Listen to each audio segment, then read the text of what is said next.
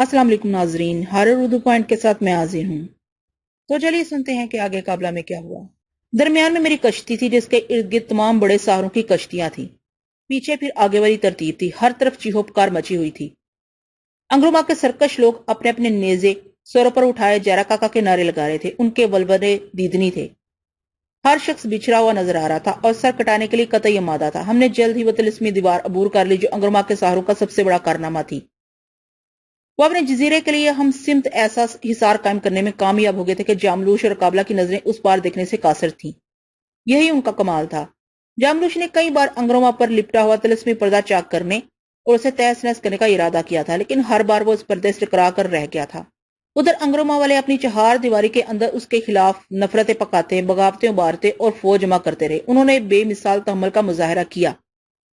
کتنے ہی سہاروں کو تاریخ براعظم سے اغوا کر لیا۔ جاملوش کے ستم رسیدہ لوگوں کو پناہ دی اور خاموشی سے اپنی طاقت بڑھاتے رہے۔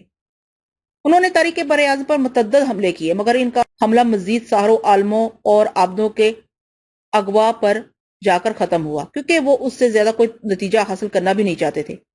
آج پہلی بار وہ میری سرکردگی میں اپنی پوری طاقت، اپنے تمام علم و فضل، اپنی تمام آرزوؤں کے ساتھ بین ناز میں جاملوش کے عصیبی علاقے کی طرف گامزن تھے۔ کشتیوں کا کارواں تیزی سے منزل سر کر رہا تھا۔ انگروما کی سحر زدہ فصیل عبور کرنے کے بعد جاملوش کو ہماری یلغار کا پتہ چل گیا ہوگا اور تاریخ براعظم میں بڑے پیمانے پر یہ حملہ روکنے کی تدبیریں کی جا رہی ہوں گی۔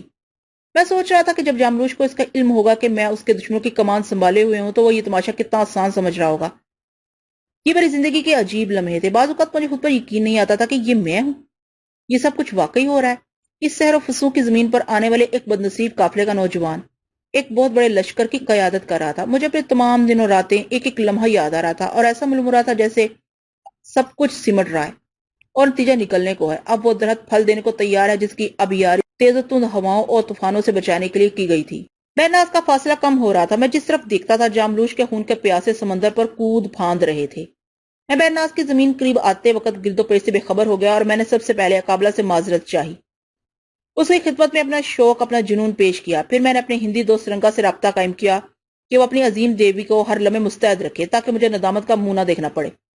اس کے بعد مجھے کچھ اطمینان نصیب ہو گیا اور میں نے اس سمندری لشکر پر توجہ دی، انہیں دوبارہ ترتیب دیا اور اپنی رفتار پہلے سے زیادہ تیز کر دی۔ ہم مسلسل آگے بڑھ رہے تھے، مگر ایک مقام پر دھند کی دبیز چادر نے ہمارا راستہ گم کر دیا۔ کشتیاں ٹھہر گئیں۔ میں نے ہربیگا کی مقدس آنکھوں میں جھانک کر دیکھا تو دھند کے اس پار بیناز کے ساحل پر جاملوش کی کشتیوں کا ایک بہت بڑا لشکر نظر آیا۔ میں کچھ دیر سوچتا رہا، پھر میں نے چند عورتوں کے سر طلب کیے۔ فلورا پھٹی پھٹی آنکھوں سے میری دہشت دیکھ رہی تھی۔ میرے حکم پر فوراً متعدد سر پیش کر دیے گئے۔ ان کے بال جدا کر کے میں نے انہیں سمندر میں پھینک دیا اور روحوں کو حکم دیا کہ وہ یہ دیوار پیچھے کی طرف دھکیلیں۔ میری ہدایت پر تمام روحوں نے اپنی کشتیاں آگے کر دی اور اپنے نیزوں کا پورا زور دھند پیچھے ہٹانے میں صرف کر دیا۔ قافلے میں حرکت سی پیدا ہوئی۔ سامنے کی کشتیاں آگے بڑھی تو مجھے پیچھے کی تمام کشتیوں نے جیرا کاکا کے فلک شگاف ناروں کے سائے میں آگے بڑھنا شروع کر دیا۔ سامنے کی کشتیاں آگے بڑھی تو پیچھے کی تمام کشتیوں نے جیرا کاکا کے فلک شگاف ناروں کے سائے میں آگے بڑھنا شروع کر دیا۔ یہ ایک بہت سست رفتار حرکت تھی، تاہم ہم دھند چیرنے کی بجائے اسے پیچھے دھکیلتے ہوئے حرکت کر رہے تھے اور میں ہربیکا کی مقدس آنکھوں میں دھند کے پار کا حال دیکھ رہا تھا۔ میرا مقصد یہ تھا کہ کسی طرح جاملوش کو پہلے مرحلے پر اپنی غیر معمولی بصارت و بصیرت سے آگاہ کر کے وحشت میں مبتلا کر دیا جائے۔ دھند کی یہ چادر پراسرار مظاہرے میں کوئی نئی بات نہیں تھی، ایک معمولی حربہ تھا، اسے آسانی سے چیرا پھاڑا جا سکتا تھا۔ مقابلہ جاملوش سے تھا جس کے نام سے تاریخ براعظم کا پتا پتا لرزتا تھا۔ ہم نے خاصی دور آگے بڑھنے کے باوجود دھند اپنے سامنے سے ہٹانے کی کوشش نہیں کی، لیکن یکایک پیش منظر صاف ہونے لگا۔ جو کام ہمیں انجام دینا تھا وہ جاملوش نے کر دیا۔ اس نے چونکہ یہ دیواریں خود تحلیق کی تھی، اس لیے وہ سحر پر مزید سحر کاریاں کرنے کے موقف میں نہیں تھا، چنانچہ اس نے وہ سحر ہی ختم کر دیا۔ ہماری رفیق روحیں پھرتی سے اپنی جگہ واپس آ گئیں اور بس صورت تمام مطلع صاف ہو گیا۔ جیسے ہی بادل چھٹے ہم نے ایک عظیم الشان لشکر بین ناز کے ساحل پر منڈلاتے دیکھا۔ ہمارے درمیان کوئی بڑا فاصلہ نہیں تھا۔ ساحل کی اونچی چٹان حسب دستور جاملوش موجود تھا اور پوری طرح فعال اور مستعد تھا۔ اس کی انگلیاں اپنے لشکر کو احکام دے رہی تھیں اور اس کے لب تیزی سے ہل رہے تھے، اس کے ہاتھ بے قرار تھے اور وہ بار بار سر جھٹکتا تھا۔ ہماری اگلی کشتیوں پر جاملوش کی طرف سے پہلا وار ہونے میں دیر نہیں لگی۔ تاریخ براعظم میں گدھ اور شاہین کی شباہت کا ایک بڑا اور تیز رفتار پرندہ یامتا بہت مقدس مانا جاتا تھا۔ کہا جاتا تھا کہ دیوتا اس پر سوار ہو کے آسمانوں کی سیر کرتے ہیں اور جس پر عطاب نازل کرنا ہوتا ہے یامتا کو اشارہ کر دیتے ہیں، کیونکہ جو بھی اس کے پنجوں کی گرفت میں آ جاتا ہے وہ کبھی آزاد نہیں ہوتا۔ یامتا شاذ ہی کہیں نظر آتا تھا اور جب نظر آتا تھا تو لوگ سہم جاتے تھے اور سمجھ لیتے تھے کہ اس بستی کے کسی بڑے آدمی پر دیوتاؤں کی لعنت نازل ہونے والی ہے۔ اس کی نوکیلی خنجر جیسی چونچ آدمی کو اپنے پنجوں میں جکڑنے کے لیے پھرتی سے کام کرنے لگتی تھی۔ جب انگرما کے لوگوں نے آسمان پر یکایک ان سیاہ پرندوں کے غول دیکھے تو بہت سے لوگ سجدے میں گر گئے۔ پھڑپڑاتے ہوئے یامتاؤں کے غولوں سے آسمان سیاہ ہو چکا تھا، وہ لمحہ بہ لمحہ ہمارے سروں پر منڈلاتے ہوئے نیچے کی طرف اتر رہے تھے۔ کوئی تصور نہیں کر سکتا تھا کہ ایک ساتھ اتنے یامتا جاملوش کا اشارہ پا کر ہمارے سروں پر منڈلانے لگیں گے۔ یامتا کی آواز کا شور ہی اتنا لرزہ خیز تھا کہ ہماری بہت سی کشتیاں ڈولنے لگی اور لوگ سمندر میں کودنے پر آمادہ ہونے لگے۔ دیوتاؤں کے اس محبوب پرندے یامتا پر بہت سے طلسم کارگر نہیں ہوتے تھے۔ حیرت یہ تھی کہ اتنے بہت سے یامتا ایک جگہ اکٹھے کیسے ہو گئے ہیں۔ جاملوش نے پہلا ہی وار اتنا کاری کیا تھا کہ وہ ہمارے ساحروں کے حوصلے پست کر دینے کے لیے بہت تھا۔ میں تھوڑی دیر تک تو اس بلائے ناگہانی سے نپٹنے کا طریقہ سوچتا رہا، پھر جب میں نے اپنی باطنی قوت اور طلسمی آنکھ پر زور دیا تو مجھے اصل صورتحال کا علم ہوا۔ میں نے فی الفور گروٹا گرومے اور امرتا کو طلب کیا، روحوں کی کشتیاں اپنے نزدیک کرنے کا حکم دیا۔ تم دیکھ رہے ہو امرتا؟ میں نے بلند آواز میں پوچھا۔ ہاں مقدس جابر، ہم سب سحر میں مصروف ہیں۔ وہ ہمارے برگزیدہ لوگوں کو تو نہیں چھیڑ سکتا، لیکن ہمارے بہت سے عام لوگوں کے مارے جانے کا خدشہ ہے، وہ مایوسی کے لہجے میں بولا۔ اور تم کیا دیکھ رہے ہو؟ میں نے روحوں کی کشتی کو مخاطب کیا۔ تم نے جو دیکھا وہ سچ ہے، ایک روح کی آواز آئی، وہ اپنے قدیم جسم میں کشتی کے درمیان بیٹھی ہوئی تھی۔ ادھر میری کشتی میں آ جاؤ معزز شخص، میں نے اسے احترام سے پکارا۔ وہ ایک جست میں میرے پاس آ گیا۔ جاملوش نے کیا شبدہ دکھایا ہے؟ میں نے زہر ہنس سے کہا۔ ہاں لیکن ان میں اصل یامتا بھی ہیں، میں دیکھ رہا ہوں۔ میں یہی تو کہتا ہوں کہ جاملوش ایک بہت بڑا ساحر ہے، مجھے اس کے فن کی داد دینی چاہیے۔ میری زبانی جاملوش کی تعریف سن کے گروٹا اور گرومے حیرت زدہ رہ گئے۔ گرومے، ہمیں قربانی درکار ہے، پچھلی کشتیوں سے 1000 آدمی منتخب کرو، ان کا گوشت آسمان کی طرف پھینک دو۔ اور گرومے سمندر میں کود کے پچھلی کشتیوں کی طرف تیرنے لگا۔ میں نے اپنے ساتھ بیٹھی ہوئی معزز روح سے کہا، جاؤ ان کے پاس جاؤ اور ان سے کہو تم سب کو ایک طویل مدت کے لیے پھر قید کر لیا جائے گا، کیونکہ جابر بن یوسف کو روحیں زندہ میں ڈالنے کا فن آتا ہے۔ ان سے کہو تم آزاد ہو، جاملوش کے قبضے سے نکل جاؤ۔ جابر بن یوسف تمہاری سلامتی کے لیے مقدس جارا کاکا سے رابطہ قائم کیے ہوئے ہیں۔ معزز روح اپنے اصل جامے میں آ گئی اور دعا بن کے پرواز کر گئی۔ اس کے جاتے ہی میں نے کشتی میں کھڑے کھڑے ایک اور پیچیدہ اور خطرناک عمل کا آغاز کیا۔ جاملوش کے پرندے اور نیچے آ گئے تھے، لیکن وہ حملہ کرنے سے کترا رہے تھے۔ ادھر گرومے نے 1000 آدمیوں کو اپنے ہی آدمیوں کے ہاتھوں خنجر کھبوا کے ان کے جسم اوپر کی طرف پھینکنے شروع کر دیے تھے۔ اصل یامتا وہ مردہ جسم اپنے پنجوں میں دبوچ کے اوپر اڑ جاتے تھے۔ اس طرح مجھے یہ معلوم ہو گیا تھا کہ اصل یامتاؤں کی تعداد کتنی ہے اور ان میں روحیں کتنی ہیں۔ پہلے ہی موقع پر اپنے 1000 آدمیوں کی قربانی ایک دلسوز سانحہ تھا، لیکن اس سنگین وقت میں نجات کی ایک یہی راہ تھی۔ مجھے خبر نہیں کہ میں کہاں کھڑا تھا اور میں خود سے بیگانہ ہو گیا تھا۔ نہ مجھے جاملوش کی فکر تھی، نہ فتح و شکست کی فکر، نہ قابلہ کی اور نہ اپنے عبرت انگیز انجام کی فکر۔ میری روح ان بدقسمت روحوں سے ہم کلام تھی جو یامتا پرندے کے کالب میں آسمان پر اڑ رہی تھی اور گو آزاد تھی، مگر جاملوش کے سحر کے نادیدہ پنجرے میں قید تھی۔ میں وہ پنجرہ توڑنے کی فکر میں تھا۔ انہوں نے گرومے کے پھینکے ہوئے تازہ انسانی گوشت پر بھی کوئی توجہ نہیں دی تھی۔ میرا پیامبر وہاں پہنچ چکا تھا، اب خود میں ان سے اپنا رابطہ قائم کرنے میں کامیاب ہو گیا تھا۔ اس وقفے میں کتنی کشتیاں ڈوب گئیں اور کتنے نیزے چلے اور کون کون کشتیوں میں کھڑے کھڑے جل گیا، مجھے کچھ نہیں معلوم۔ مجھے تو اس کو ہوش آیا جب میری کشتی اندھیرے میں تنہا رہ گئی اور فلورا چیخنے لگی۔ یامتا ہر سمت سے کشتی پر ٹوٹنے لگے، ان کے شور میں ہر آواز دب گئی۔ وہ مجھ سے اتنے قریب آ گئے کہ میرے سر اور شانوں پر بیٹھنے لگے۔ کشتی ان کی بے ترتیب پرواز اور بار بار بیٹھنے اڑنے سے ڈولنے لگی۔ ان کے غولوں نے اپنا محور صرف میری کشتی کو بنایا تھا۔ وہ ایک دوسرے سے اتنے نزدیک تھے کہ آپس میں ٹکرا جاتے تھے۔ میرے گرد ان کا دائرہ تنگ ہوتا جا رہا تھا، اس لیے روشنی کی ہر کرن کا راستہ بند ہو گیا تھا۔ اتنے بہت سے خونی پرندے ایک ساتھ کسی شخص پر حملہ آور ہوں تو اس کی ہڈیاں تک زمین کو نصیب نہیں ہوں گی۔ میں نے ان میں سے ایک کی ٹانگیں پکڑ لی اور چیخ کر کہا، بدبختو میرے اور قریب آ جاؤ، سب میرے پنجرے کی پناہ میں آ جاؤ، میں تمہارا نجات دہندہ ہوں، میں نے جو کہا ہے اس پر یقین کرو۔ میرے دونوں ہاتھ فضا میں حرکت کر رہے تھے، جو یامتا میرے ہاتھوں سے مس ہوتا وہ اسی میں دھوئیں میں تبدیل ہو جاتا۔ میں اتنی تیزی سے اپنے ہاتھوں کو حرکت دے رہا تھا کہ وہ شل ہونے لگے۔ تھک کے میں نے ہاتھ چلانا بند کر دیا، انہیں بلند کیے ہوئے ساکت رکھا۔ پرندوں کے ٹکراؤ سے میری انگلیوں اور ہاتھوں سے خون رسنے لگا، لیکن میں تکلیف سے بے پرواہ انہیں دھوئیں کے مرغولوں میں تبدیل کرتا رہا، یہاں تک کہ ان کی تعداد بہت کم رہ گئی۔ اب میری کشتی سفید مرغولوں میں تمام لشکر سے اوجھل ہو گئی۔ ہمارے لشکر کے عقب سے نکل جاؤ، یہ راستہ سب سے محفوظ ہے، جاؤ جلدی کرو اور جاویداں آسمان میں سکون سے رہو۔ میں نے جیسے ہی یہ کہا، دھواں میرے عقب میں تیز سے پھیلا اور غائب ہو گیا۔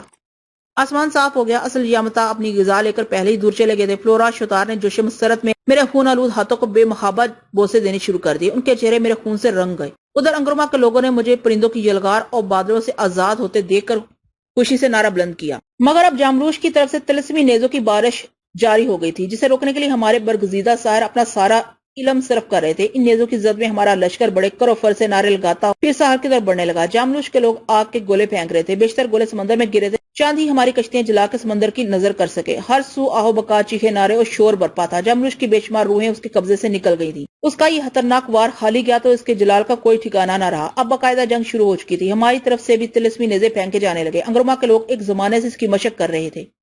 میری کشتی اور میرے ساتھ بہت سے ساحروں کی کشتیاں سیالوم کی آفتوں سے محفوظ تھی۔ تب وقت جاملوش شامتاؤں کی طرح کوئی غیر معمولی حربہ استعمال نہ کرتا۔ اس سے پہلے دونوں فریقوں نے ایسی ہولناک جنگ کبھی نہ چھیڑی ہوگی۔ مگر یہ تو ابتدا تھی۔ مجھے اندازہ تھا کہ یہ جنگ کیسی تباہ کن صورت اختیار کر سکتی ہے۔ میں جانتا تھا کہ کوئی شہر ایسا نہیں بچے گا جسے آزمایا نہ جائے۔ آج ہر مشق شرمندہ ستم کی جائے گی۔ کبھی ادھر سے کبھی ادھر سے حملوں کا زور بندھا۔ میں نے اس سخت اور مشکل وقت میں ایک فیصلہ کیا۔ میں اپنی کشتی آگے لے جانے لگا۔ ساحروں نے مجھے روکا، آوازیں دی، لیکن میں تیز رفتاری سے اپنی صفوں کے درمیان راستہ نکالتا آگے بڑھتا رہا، یہاں تک کہ سب سے آگے پہنچ گیا۔ جتنے نیزے اور آتشی گولے گرے، میں نے ان کا رخ ریما جن کے طاقتہ استخوانی خاص سے موڑ دیا اور ایک جگہ ٹھہر گیا۔ میں نے اپنے سینے اور اپنے علم کی تمام تر طاقت سے آواز لگائی، جاملوش جنگ بند کرو۔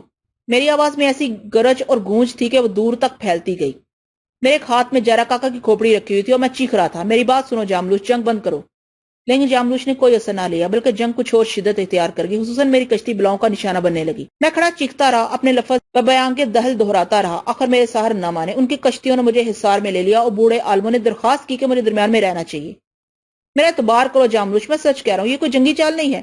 تھوڑی دیر کے لیے جنگ بند کر دو، میں تم سے کچھ کہنا چاہتا ہوں، اور جو کہنا چاہتا ہوں تمہارے مفاد میں ہے۔ میں نے پھر صدا بلند کی۔ اچانک جاملوش کی جانب سے ہونے والے حملے رک گئے، ساتھ ہی اس کی بھیانک آواز تمام سمندر پر چھا گئی۔ وہ کہہ رہا تھا، جابر بن یوسف واپس چلے جاؤ۔ جاملوش، اے ساحروں کے ساحر، میں تمہاری قدر کرتا ہوں، آس کرتا ہوں کہ جنگ بند کر دو۔ ایسی جنگ سے کیا حاصل ہے جس میں شکست تمہارا مقدر بن گئی ہے؟ خود کو میرے حوالے کر دو۔ یہ جرت بھی تمہاری عظمت کا ثبوت ہوگی۔ اپنے آخری وقت میں وقار سے موت کو لبیک کہو، ایک بڑے ستون کی طرح گرو۔ تمہارے دن اب ختم ہو چکے ہیں، تمہارا انجام تجویز ہو چکا ہے۔ میں ایک تباہ کن جنگ سے بچنے اور تمہارے ساتھیوں کی زندگی کے لیے تم سے یہ درخواست کر رہا ہوں۔ ان کے لیے تمہیں احسار کرنا چاہیے جو تمہارے ساتھ لڑ رہے ہیں۔ میرے پاس آ جاؤ جاملوش، اس آئینے میں دیکھو جس میں فیصلے رقم کیے جا چکے ہیں۔ اس نے جواب میں ایک کہکا لگایا، جابر بن یوسف، اے ناپختہ کار نوجوان، تم پاگل ہو گئے ہو کیا؟ تم بھول گئے ہو تمہیں جو کچھ دیا گیا ہے وہ اس کا 1000واں حصہ بھی نہیں ہے جو ہمارے پاس موجود ہے۔ میں تمہیں پیشکش کرتا ہوں کہ ہمارے پاس آ جاؤ، تمہارے سارے گناہ معاف کر دیے جائیں گے اور تمہارے اقتدار کی بحالی کے لیے مقدس مقابلہ سے سفارش کی جائے گی۔ جاملوش، تم اپنا نوشہ دیکھنے کی صلاحیت سے محروم ہو گئے ہو۔ دیکھو جنگ کیسا رخ اختیار کر رہی ہے۔ اگر ہمیں دیوتاؤں کی تائید حاصل نہ ہوتی تو ہم اس گرج اور چمک کے ساتھ ہرگز حملہ ور نہ ہوتے۔ تمہاری ان گنت روحیں آزاد ہو چکی ہیں، تم دیکھتے رہے ہو۔ تمہارے حریص یامتاؤں کو ہم نے ان کی غذا دے کر رخصت کر دیا ہے۔ تمہارے نیزے بے سر جا رہے ہیں، ذرا ساحل پر نظر کرو، کیا تم ان کی گنتی کر سکتے ہو؟ جاؤ، وہ دھاڑنے لگا، جابر بن یوسف، یا تو واپس چلے جاؤ یا ہمارے پاس آ جاؤ۔ اگر دیر کی تو ہر راستہ بند ہو جائے گا، یا پھر مقابلہ کرو اور ذلت کی موت مر جاؤ۔ تم جن روحوں کی بات کر رہے ہو ان سے کہیں زیادہ اب بھی ہمارے پاس محفوظ ہیں، ابھی تو جنگ کا آغاز ہے۔ جاملوش نے خوخار لہجے میں کہا۔ جاملوش، میری بات مان جاؤ اور اپنے عظیم ساتھیوں پر رحم کرو۔ ابھی تک تم نے ہمارے علم و فضل کے کرشمے نہیں دیکھے ہیں۔ میں دیوتاؤں کا ترجمان ہوں، میری زبان دیوتاؤں کی زبان ہے اور وہ قانون ہے۔ جاملوش برہم ہو گیا، اس نے اپنے سینے پر زور سے ہاتھ مار کے درندوں جیسی آواز نکالی، گویا یہ صریحاً انکار اور اعلان جنگ تھا۔ ساتھ ہی آسمان پر بجلیاں کوندنے لگی اور سمندر کی لہریں مشتعل ہو گئیں۔ جاملوش چنگاڑنے لگا تھا۔ سیالوم کی یہ جنگ بتدریج ہولناک مراحل میں داخل ہو رہی تھی۔ میں گمسم کھڑا یہ ہیبت ناک طلسمی عمل دیکھ رہا تھا۔ شوتار نے میرا بازو پکڑ کے مجھے جھنجھوڑا، مقدس جابر، ہوش میں آؤ۔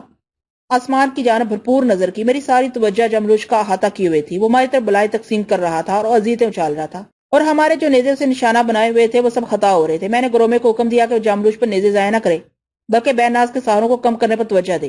جاملوش پر میں نگاہ رکھے ہوئے ہوں۔ پھر میں نے دوبارہ اس معزز روح کو طلب کیا جو میرا پیغام لے کر یامتاؤں کے کالب میں مقید روحوں کے پاس گئی تھی۔ میں نے اسے ہدایت کی کہ وہ جاملوش کے قریب پہنچ کر اس کا قائم کردہ حصار توڑنے اور اس کی توجہ ہٹانے کا کارنامہ سر انجام دے۔ ادھر وہ روانہ ہوئی، ادھر میں نے صحرائے زارشی کا عطیہ شپالی تمام تر امنگوں کے ساتھ جاملوش کے حصار پر پھینک دیا۔ جاملوش کے اطراف بکرا آگ بھڑک اٹھی، وہ اسے بجھانے کی کوشش میں کلا بازیاں کھانے لگا اور ساتھ ہی چٹان پر شپالی ڈھونڈنے لگا۔ میں نے یہ موقع غنیمت جان کر اپنا طلسمی خنجر تان لیا اور دور سے سیماب صفت شخص کا نشانہ لے کر ہاتھ بلند کیا، لیکن میرا ہاتھ جیسے ہلا میں جم کر رہ گیا۔ میں کشتی میں اپنا توازن قائم کرتے کرتے ڈگمگا گیا۔ میں نے دیکھا جاملوش کے قریب بھڑکتی ہوئی آگ میں اقابلہ کھڑی تھی اور سمندر خون سے سرخ ہو رہا تھا۔ میرا ہاتھ فضا میں جم گیا، مجھے اپنی آنکھوں پر شبہ ہوا اور میں نے ہذیانی انداز میں اپنے ساتھیوں کی طرف دیکھا۔ وہ بھی اس حیران کن منظر سے بدحواس اور سراسیمہ ہو گئے تھے۔ جاملوش کے قریب بھڑکتی ہوئی آگ میں اقابلہ کھڑی تھی۔ مجھے ایسا محسوس ہوا جیسے اس نے میرے گال پر تماچا مار دیا ہو، آسمان کے بجائے سمندر میرے سر پر آ گیا ہو۔ میرے سارے جسم میں سردی کی لہریں دوڑ گئی۔ وہ میرے حریف جاملوش کی اعانت کے لیے اپنا قصر چھوڑ کے میدان جنگ میں آ گئی تھی۔ خود کو سمجھانے کی اب کوئی دلیل باقی نہیں رہ گئی تھی. ہر سوال کا جواب سامنے تھا. جس کے لیے یہ لاؤ لشکر جمع کیا تھا وہی گریزاں تھی اور ستم پر آمادہ نظر آتی تھی. اسے دیکھ کر نشہ ٹوٹنے لگا اور میرے جسم میں زلزلہ آ گیا. سمندر خون سے سرخ ہو گیا تھا اور چیخ پکار مچی ہوئی تھی. جاملوش کو آگ میں گرا دے کے انگرما کے مشتے لوگوں کا جوش اور فزوں ہو گیا تھا. جنگ شباب پر تھی اور کسی کو اپنی جان کا ہوش نہیں تھا. جاملوش شپالی کی زمین پر کسی کتے کی طرح ہاتھ پاؤں پھیلا رہا تھا. میری پھینکی ہوئی شپالی اسے اپنی پرسرار آگ کے حصار میں لے چکی تھی. ادھر میری فستادہ روح جاملوش پر وار کرنے کے لیے موقع کی تلاش میں اس کے قریب ہی کئی موجود تھی. جنگ کا فیصلہ انگرما کے حق میں ہو رہا تھا اور کوئی بعید نہیں تھا کہ میرا طلسمی خنجر فرعون صرف جاملوش کے جسم میں سوراخ کر کے کوئی فیصلہ کر دیتا کہ یکا یک اقابلہ نمودار ہو گئی اور لمحوں میں ساری بساط الٹ گئی. میں نے سوچا اب آگے کیا سوچنا ہے. آئینے میں سب کچھ صاف نظر آ رہا ہے. میں خود کو سمندر میں غرق کر دوں. اب یہ عظیم و شان جنگ جاری رکھنے کا کوئی محل نہیں ہے. میں جس لشکر کی قیادت کر رہا ہوں وہ اس کے قائد کو یہ باور کرانے آئی ہے کہ مقابلے میں کون سفرا ہے. وہ اپنی ناپسندیدگی کا اعلان کرنے آئی تھی. اس کی آمد کا مطلب یہ تھا کہ وہ جاملوش کو ترجیح دیتی ہے. شاید مجھے سکتا ہو گیا تھا. لمحے گزر گئے. میں مبہوت حواس باختہ اس کی طرف دیکھتا رہا.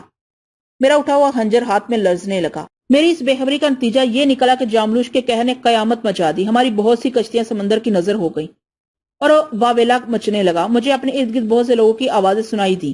وہ میرا نام لے رہے تھے, فریاد کر رہے تھے کہ مجھے اپنی کسی رد عمل کے اظہار پر اختیار نہیں رہا تھا. وہ اپنی موت اور شکست سے خوفزدہ تھے. میں اپنی موت کا فیصلہ سن چکا تھا. وہ ایک مرے ہوئے آدمی کو آواز دے رہے تھے. وہ میرا عالم محسوس نہیں کر سکتے تھے. انہیں یہ یقین کیسے آ سکتا تھا کہ میری روح کا دھاگا اس کے وجود سے بندھا ہوا ہے. میں نے جب سے دیکھا ہے اسی کا تصور کیا ہے. وہ سامنے آ گئی ہے تو اس نے میرے بارے میں اپنا فیصلہ صادر کر دیا ہے. جب میری جانب سے کوئی جواب نہ آیا تو شتار میرے پاس آ گئی اور اس نے میرا کاندھا پکڑ کے جھنجھوڑا. مقدس جابر, اس نے چیخ کر کہا, تم نے اپنی آنکھوں سے دیکھ لیا, وہ جاملوش کے پاس موجود ہے. شتار کے اس ہزائیہ پر میں خاموش رہا. وہ طنز کرتی اور ٹھیوکے مارتی ہوئی بولی, پیچھے ایک لشکر تمہاری طرف امید و حسرت سے دیکھ رہا ہے.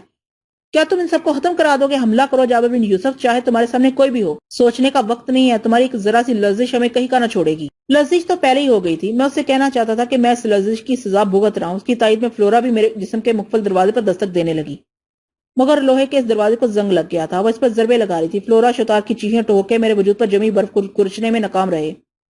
انگرما کے سہاروں نے اپنی کشتیاں میرے اطراف میں جمع کر دی تھی اور مجھے زندہ کرنے کے لیے سیر پھونک رہے تھے, اور میری نظریں اسی کی طرف مرکوز تھی جو میرا مقصود تھی. میری صرف یہ خواہش تھی کہ کسی طرح درمیان کا یہ فاصلہ عبور کر کے اس کے پاس پہنچ جاؤں اور یہ خنجر اس کے سامنے اپنے دل میں اتار لوں. فلورا نے جرت کر کے میری آنکھوں پر ہاتھ رکھ دیا. اپنے اسی ہذیان میں اس نے کوئی ایسا نشتہ چلا دیا جو رگ و جاں میں اتر گیا.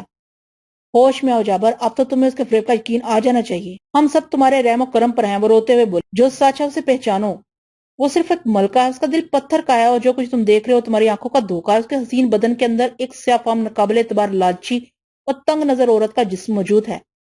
شوتار نے نفرت انگیز لہجے میں کہا. میرے قریبی ساحروں کا شور اٹھا. اس کے خلاف ان کے سنسنی خیز بیانات اور نعروں سے میرا جموں ٹوٹنے لگا اور میں اپنی نگاہیں اس کی جانب سے ہٹا کر ان مضطرب لوگوں کی طرف دیکھنے پر مجبور ہو گیا. ان کے چہرے امید سے چمکنے لگے. فلورا کہہ رہی تھی کہ کیا تاریخ براعظم میں میری طویل ریاضتوں, مشقتوں اور اذیتوں کا یہی نتیجہ ہے؟ کیا ہم نے بارہا اس کے لیے اپنی جان خطرے میں نہیں ڈالی؟ کیا ہم نے اس کی سرفرازی کے لیے ریما جن جیسے منحرف شخص کو اس کی مذمت کے عہد نامے پر جھکنے پر مجبور نہیں کیا؟ کیا ہم نے انگرما کے باغیوں کے سر اس کے نام پر ہم نہیں کرائے؟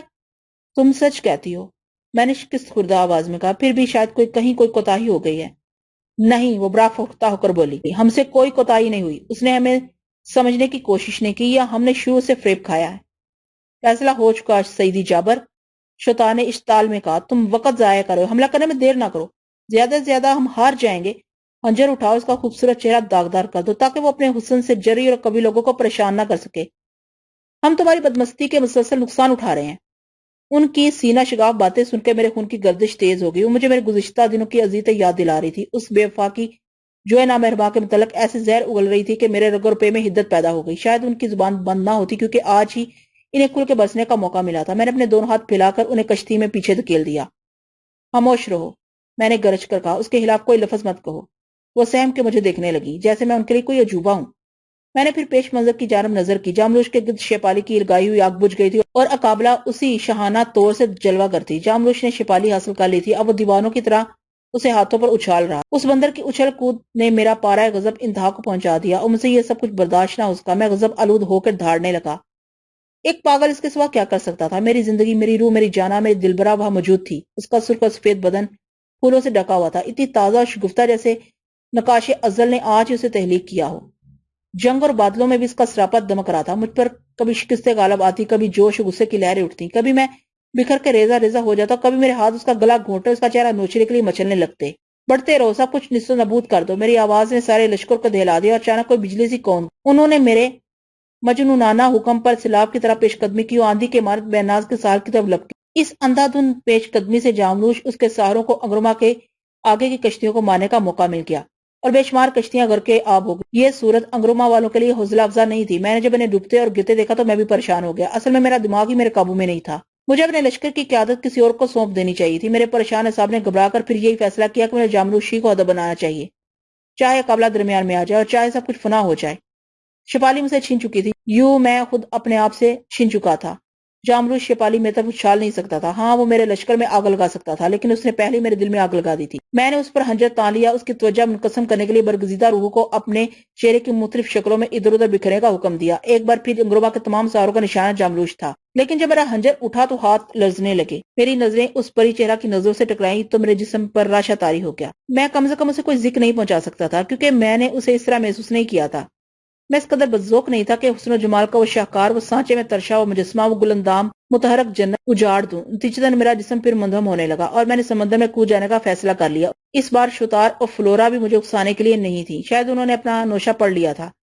انگرما کا لشکر منتشر ہو چکا تھا۔ جاملوش کی طرف سے طلسمی نیزوں کی بارش میں اور شدت پیدا ہو گئی تھی۔ کشتیاں جل رہی تھیں اور دھواں اٹھ رہا تھا۔ سمندر اپنے سینے میں جلتے ہوئے لوگوں کو ٹھنڈا کر رہا تھا۔ دعاؤں اور مناجاتوں کا شور و گل تھا۔ ایسے طلسم کبھی نہیں آزمائے گئے۔ تاریخ براعظم کے برگزیدہ ساحر آج اپنے جوہر دکھا رہے تھے، جو صدیوں سے غاروں میں بیٹھے اس خونی معرکے کی تیاری کر رہے تھے۔ اس ابتری اور ناامیدی میں نے اپنے قریب ہی سرنگا کی دیوی کی سرسراہٹ محسوس کی۔ اس نے میری پشت پر ہلکی سی دستک دی۔ میں چونک گیا اور مجھے اپنے کانوں میں اس کی سرگوشی سنائی دی۔ وہ سراب ہے، وہ قابلہ نہیں ہے، محض جاملوش کا طلسم ہے۔ جاملوش کا طلسم؟ میں نے حیرت سے دہرایا، اتنا پختہ اور مکمل؟ نہیں نہیں، یہ جھوٹ ہے، وہ یہاں کہیں موجود نہیں ہے۔ دیوی کی سرگوشی دوبارہ سنائی دی۔ یہ سب ایک فریب ہے، یہ سب ایک فریب ہے، وہ قابلہ نہیں ہے، اپنی آنکھیں کھول کے دیکھو۔ میں نے کچھ غور ہی نہیں کیا تھا، اسے دیکھ کے میرے اوسان جاتے رہے تھے۔ سرنگا کی دیوی کے اشارے پر میں نے تصدیق کے لیے اپنی باطنی آنکھیں کھولی اور پشیمانی اور ندامت کے عرق میں غسل کیا۔ میرا تمام جسم پسینے میں شرابور ہو گیا۔ میں خود سے اتنا نادم کبھی نہیں ہوا تھا۔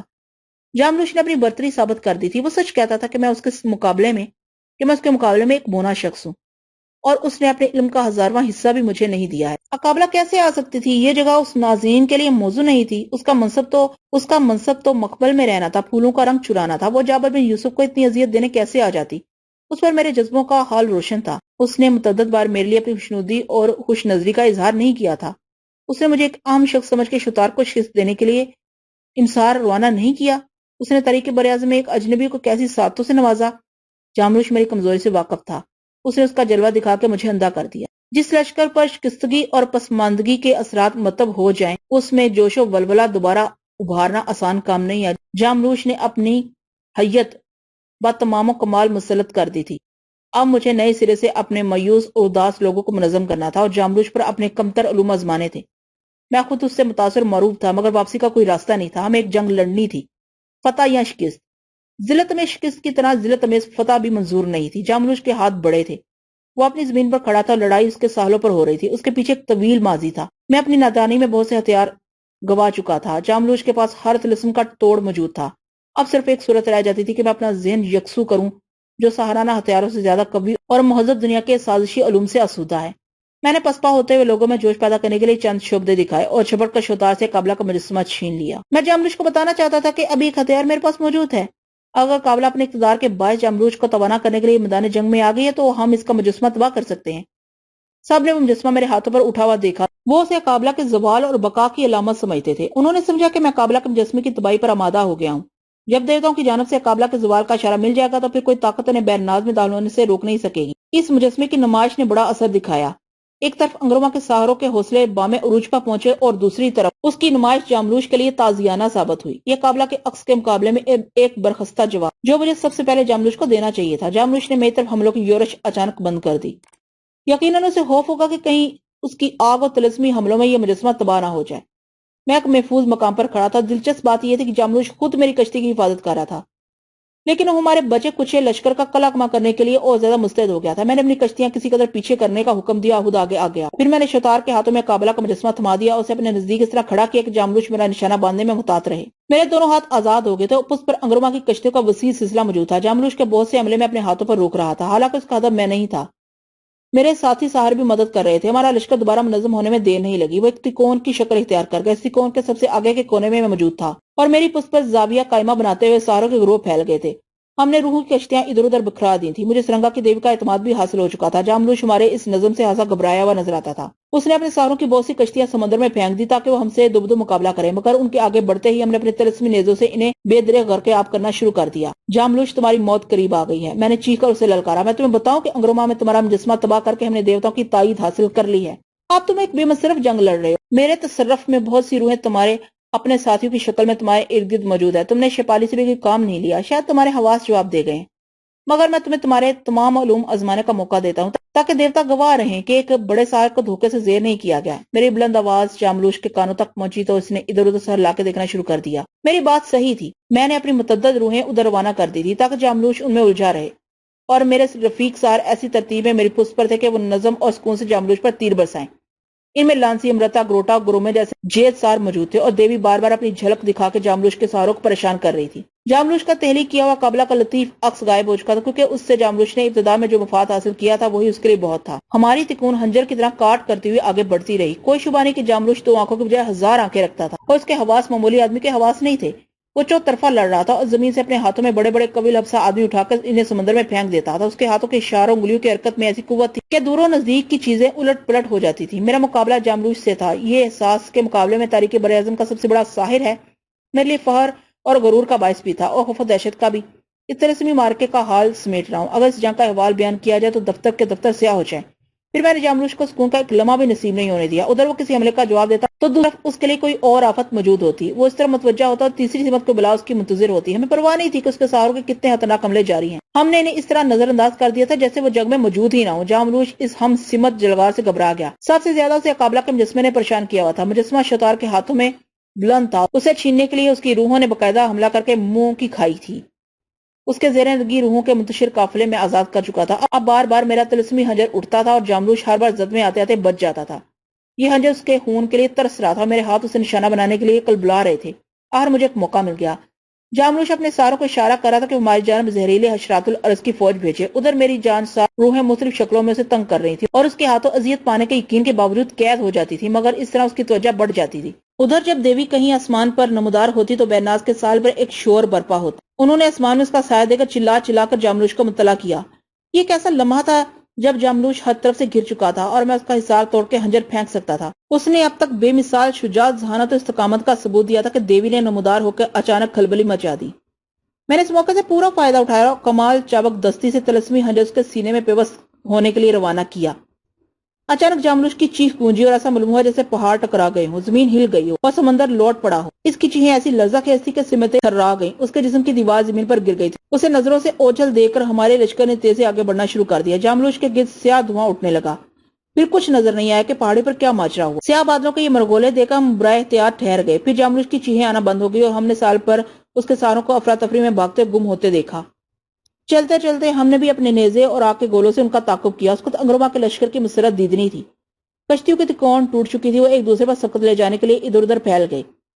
میں نے ان جوشیلے لوگوں کو روکنے کے لیے گرج کر صدا لگائی۔ مجھے اب تک یہ نہیں آتا کہ سارے اعظم جاملوش جو علم اور دبدبے میں سب سے اعلیٰ تھا اس طرح حزمیت قبول کرے گا۔ ممکن ہے یہ بھی اس کی کوئی شاطرانہ چال ہو۔ میرا نشانہ کتنا ہی سچا ہو، میری ذہانت کیسی بے نقص اور صاف و شفاف کیوں نہ ہو، مگر جاملوش ان سب سے بلند تھا۔ وہ ایک عظیم ساحر تھا۔ میں اسے اس کی طویل ریاستوں کا خراج پیش کرنا چاہتا تھا۔ چنانچہ سب سے پہلے میں خود ساحل پر قدم رکھا، سب کو وہیں روک دیا۔ فلورا شتار کو بھی اپنے ساتھ آگے نہیں آنے دیا۔ جس چوٹی پر وہ موجود تھا وہاں تھوڑی دیر پہلے تاریخ براعظم کے عظیم ساروں کا اجتماع تھا۔ ان کی بے رنگ و نور لاشیں پہاڑی پر بکھری پڑی تھی، جو زخمی تھے وہ کرا رہے تھے، ان میں سے بہت سے فرار ہو چکے تھے۔ اب جاملوش کے ساتھ کوئی نہیں تھا۔ میں تنہا اس چوٹی پر پہنچا، سب سے اونچی جگہ ایک کونے میں اس کی تڑپتی ہوئی لاش دیکھ کر ٹھٹک گیا۔ جاملوش زندہ تھا اور جانکنی کی کیفیت میں زمین پر پیر پٹک رہا تھا، اس کا جسم دھویں سے سیاہ ہو چکا تھا۔ جب اس نے میری طرف دیکھا تو مجھ سے نظریں نہیں ملائی گئی، ان نظروں میں ابھی تک ایک جلال تھا۔ مجھے دیکھ اس کی آنکھیں نفرت کی آگ اگلنے لگی اور اس نے کچھ پڑھ کے میری طرف پھونکا۔ میں زمین پر ڈگمگا گیا، جس جگہ کھڑا تھا وہاں کی زمین شک ہو گئی۔ اگر میں فوراً اچھل کر اپنی جگہ نہ بدل دیتا زمین میں دھنس جاتا۔ وہ ہاتھی ان اذیتوں میں بھی سر پھونکنے پر قادر تھا، مگر دوسری بار اس کی انگلیوں کی حرکت اور ہونٹوں کی جنبش دے کر میں نے پھرتی سے اس پر جست لگائی، اس کے سینے سے اپنا خنجر نکال لیا اور تیزی سے اس کا وہ ہاتھ قطع کر دیا جو حرکت کر رہا تھا۔ اس ہاتھ میں شپالی تھی۔ ہاتھ کٹ جانے کے بعد وہ تکلیف سے سر پٹکنے لگا۔ وہ مر نہیں رہا تھا۔ مجھے یاد ہے کہ اس نے مشروب حیات پیا ہے۔ اب دیوتا ہی اس کے تڑپتے ہوئے جسم کو اذیت سے نجات دلا سکتے ہیں۔ اس کی کراہوں میں نقاہت آ گئی تھی۔ میں نے اسی پر بس نہیں کیا اور خنجر سے اس کی دونوں آنکھیں باہر نکالی۔ اس نے درد و کرب سے ایسی پچھاڑ کھائی کہ میں خود بھی دور تک اس کے ساتھ لڑکتا گیا۔ میرے جسم پر اس کے خون کے دھبوں سے آبلے پڑ گئے۔ اٹھ کے میں نے اسے اس کے پاؤں پر کھڑا کیا، اس کی بدبداتی ہوئی زبان کھینچ کر قطع کر دی۔ وہ اب کبھی نہیں دیکھ سکتا تھا۔ یہ آنکھیں اس کے جسم کا سب سے خوفناک حصہ تھی۔ وہ کبھی بول نہیں سکتا تھا۔ یہ زبان جب ہلتی تھی تو تاریخ براعظم میں لرزہ پیدا ہو جاتا تھا۔ میں نے یہ سب چیزیں ٹھوکر لگا کر سمندر میں پھینک دی اور پھر میں اپنے گلے میں لٹکے ہوئے اس کے عطا کردہ بچھوؤں کے ہاتھ سے ایک بچھو توڑ کے اس کی زندہ لاش سمندر کی نظر کر دی۔ اس لیے میں آنن فانن اسی نو کے بچھوؤں کی ایک فصل اگائی، اس کے سارے جسم میں پھیل گئی۔ اب چیخنے کے لیے اس کے حلق میں آواز بھی نہیں رہی۔ میں لمحوں تک بے حس و حرکت کھڑا یہ عبرت ناک منظر دیکھتا رہا۔ وہ زندہ تھا۔ میں اس عظیم ساحر کے لیے کم سے کم اتنا تو کر سکتا تھا کہ انگروما کے کمتر سہاروں کی ٹھوکروں سے اس کا جسم بچا لوں۔ میں نے اس توہین سے اسے بچا لیا۔ جب میں چوٹی پر بلند ہوا تو سمندر میں ناروں کی پرشور لہریں اٹھنے لگی۔ وہ سب بےتابی سے میرے ابھرنے کے منتظر تھے۔ بلند ہوتے دیکھا تو جوش مسرت میں ایک دوسرے سے اپنی کشتیاں ٹکرانی شروع کر دی۔ بعض واقعات اس وقت اتنے اہم معلوم نہیں ہوتے جس وقت وہ رونما ہوتے ہیں۔ ان کی سنگینی اور گہرائی کا اندازہ بعد میں ہوتا ہے۔ میں نے چوٹی سے جب سمندر میں جھانکا تو بےتاب ہجوم کی شدتیں دیکھ کر مجھے احساس ہوا کہ کس کا زوال ہوا ہے، وہ کون شخص تھا اور اس کی اہمیت کیا تھی۔ میرے ہاتھوں جاملوش کا زوال ایک بہت بڑا معجزہ تھا۔ تاریخ براعظم کا ایک باب بند ہو چکا تھا۔ ایک سورج غروب ہو گیا تھا۔ مجھے نہیں معلوم کہ انگروما میں جاملوش کا مجسمہ میرے ہاتھوں تباہ نہ ہوا ہوتا تو اس وقت کیا صورت ہوتی۔ شاید جاملوش کبھی زیر نہ ہوتا کیونکہ وہ مغلوب ہونے کے لیے نہیں تھا۔ مجھے کئی بار اس منظر کی تعبیر پر شبہ ہوا مگر اس کے جسم پر ہزاروں بچھو چمٹے ہوئے تھے۔ وہ اپنے اندر سسک رہا تھا۔ میں آہستہ آہستہ نیچے اترا۔ ساحل پر میری آمد سے دھوم مچ گئی۔ انہوں نے اپنی کشتیاں چھوڑ دی اور سمندر میں کود کر تیرتے ہوئے ساحل پر میرے گرد ازدام لگانے لگے۔ جیسے ہی وہ ساحل پر اترے سجدوں میں گر جاتے اور جیرا کاکا کی توصیف کرتے۔ میں ناز کے ساحل پر تحد نظر انگروما کے باغی کعبہ سوچ کے تھے۔ ان کی زندگی کا یہ سب سے بڑا دن تھا۔ مگر ابھی بیناز کے ساحل پر باغیوں کے اترنے کا سلسلہ جاری تھا اور جاملوش کی کربناک آوازیں ڈوبتے ہوئے چند لمحے گزرے تھے کہ یکایک سامنے سے سرخ ذرات کی آندھی چلی۔ اس کی رفتار اتنی شدید اور اتنی تیز تھی جیسے پہاڑوں کو حس و حشاک کے مانند اڑا لے جائے گی۔ انگروما کے لوگ اسے آسمانی بلا سمجھ کر زمین سے چپک گئے۔ آندھی بستی کی طرف سے اٹھی تھی اور بیناز کے ساحل پر آ کر ٹھہر گئی تھی۔ زمین سے ذرات کے بگولے اس طرح فضا میں اڑ رہے تھے کہ ان کے پیچھے کا منظر دیکھنا مشکل ہو گیا تھا۔ بیناز کی بستی کی سمت ہماری نظروں سے اوجھل ہو گئی۔ ایسا معلوم ہو رہا تھا جیسے ریت کی ایک متحرک دیوار ہمارے سامنے ساحل کے اس کونے سے اس کونے تک کھنچ گئی ہو۔ کسی کو سمجھ میں نہیں آ رہا تھا کہ جاملوش کے زوال کے بعد اچانک یہ آندھی کس مقصد سے اٹھی ہے، اسے ساحل پر ایک لکیر کیوں کھینچتی ہے۔ ہم کناروں پر کھڑے ہوئے تھے اور ابھی بہت سی کشتیاں لنگر انداز ہونے کو تھیں کہ گرد و غبار کا یہ طوفان اٹھا اور میری سمجھ میں بس ایک بات آئی کہ مارکا بھی ختم نہیں ہوا ہے، وہ اپنی پسپائی کے بعد بھی سر بلند ہے۔ ریت کے ذرات ہمارے قریب ہی اڑ رہے تھے اور ہوائیں سائیں سائیں کر رہی تھیں۔ بڑے بڑے درخت اس طوفانی آندھی نے جڑ سے اکھاڑ دیے تھے۔ ساری فضا میں ایک ہولناک سناٹا طاری تھا۔ وہ کنارے پر آ کر اس کا زور ٹوٹ گیا تھا۔ میں نے امرتا، گروٹا اور گرومے کو طلب کیا اور سب اپنے سامنے نظر آنے والی سرخ ذرات کی آندھی پر حیرت زدہ تھے۔ ہم نے کچھ دیر انتظار کیا کہ آندھی گزر جائے مگر جلد ہی ہمیں کسی طلسم کے ظہور کا یقین ہو گیا۔ یہ ہنسی تشویشناک علامت تھی۔ سب لوگ تھکے ہوئے تھے یا زخمی تھے۔ ان کے چہرے افسردگی سے لٹک گئے۔ آخر میں نے تفتیشی حال کے لیے انہیں حکم دیا، آگے بڑھو۔ وہ اسی حکم کے منتظر تھے کیونکہ بیناز کی تازہ عورتیں ان کے ذہنوں میں بسی ہوئی تھیں۔ وہ جلد سے جلد بستی میں پہنچ کے رقص کرنے اور شرابیں اڈیلنے کے عازمند تھے۔ فاتح لوگوں کے لیے سب سے بڑی مسرت یہی چھینا جھپٹی اور لوٹ مار ہوتی ہے۔ یہ نہ ہو تو فتح کا لطف نہیں آتا۔ کوئی فاتح فوج کسی علاقے میں سکون سے داخل نہیں ہوتی۔ وہ مغلوب علاقوں سے جنگ میں ہونے والے دکھوں کا معاوضہ ضرور وصول کرتی ہے۔ جنگ کے بعد اس شوخی و شرارت، اس دولت و عشرت کا یقین نہ ہو تو جنگ میں لوگ اتنے سنجیدہ نہ ہوں۔ وہ میرے حکم پر بے تحاشا آگے بڑھے اور جیسے ہی انہوں نے ریت کی دیوار میں داخل ہونا چاہا وہ چیخ کے پیچھے ہٹے اور بلکتے ہوئے زمین پر گرنے لگے۔ جو اندر داخل ہو گئے آندھی نے انہیں کاندھوں پر اٹھا کے اپنے ذرا سے ان کے جسموں میں اتنے سوراخ کیے کہ انہیں لہوحان کر دیا، ان کا پتہ ہی نہیں چلا۔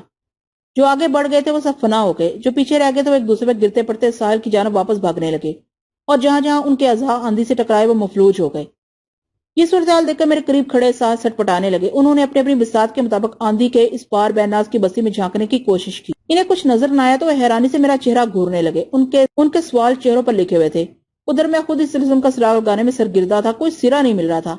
مقدس جابر، یقیناً تم ہی یہ عقدہ حل کرو گے، بوڑھے لانسی نے لرزتی ہوئی آواز میں کہا۔ ہمیں جلدی کوئی قدم اٹھانا ہوگا۔ وہ ہمیں اندر آنے کی اجازت دینا نہیں چاہتے، میرے بجائے امرتا نے اسپاٹ لہجے میں جواب دیا۔ تم کوئی نیا انکشاف نہیں کر رہے ہو؟ میں نے تلخی سے کہا۔ امرتا میری طرح نوائی سے سہم کے دور کھڑا ہو گیا۔ ہم سب کو آگے کوئی قدم بڑھانے سے پہلے یہ طے کر لینا چاہیے کہ سرخ ذرات کی آندھی کسی عظیم سار کا کارنامہ ہے تو جاملوش کے بعد کون اس کے عقب میں؟ گرومے نے کہا۔ میں خاموش کھڑا ان کی باتیں سن رہا تھا۔ لشکر پر ایک سکوت طاری تھا۔ ہم سار پر موجود تھے مگر آگے بڑھنے سے قاصر تھے۔ ہمارے بہت سے سار اس بلاخیز آندھی نے برباد کر دیے تھے، لیکن یہاں تک مار کے سر کرنے کے بعد ہمیں پیش قدمی کرنا ہی مقصود تھا اور کسی طور پر متحرک فصیل توڑنی تھی جو طلسم و فسوق کا نہایت شاندار مظہر تھی۔ گرومے سچ کہتا تھا کہ وہ کسی عظیم سار کا غیر معمولی کارنامہ ہے، کیونکہ بہت پائیدار اور وسیع ہے، کوئی آنکھ اس کے اندر جھانکنے کی استطاعت نہیں رکھتی۔ ہمارا ہر طلسم ضائع ہو رہا تھا۔ انگروما کے ساروں کا اتنا بڑا اعتماد اسے سمجھنے سے معذور تھا اور میرے لیے یہ بہت رسوا کن اور شرمناک بات تھی کہ میں ان کی قیادت کے دعوے داری کے باوجود جاہل کھڑا تھا۔ میرے سامنے ہر دروازہ بند تھا۔ اس موقع پر ہم نے اپنے کون سے علم کا مظاہرہ نہ کیا ہوگا، لیکن ریت کے ذرات ہم سے کچھ دور اڑتے رہے۔ انہوں نے آسمان تک ہماری نگاہوں کے سامنے ایک پردہ سا کھینچ دیا تھا۔ ہم بہناز کے رخ سے یہ نقاب نہیں اٹھا سکتے تھے، چنانچہ میں نے شپالی کی آگ کے مقدس دائرے میں گرومی کی سرکردگی میں ایک قافلہ روانہ کیا۔ گرومی خود بھی ایک بڑا سائے تھا، مگر جب گرومی سرخ زراعت کی فضیل سے ٹکرایا تو اس کا بھی وہی حشر ہوا جس مصیبت سے پہلا قافلہ دوچار ہوا تھا۔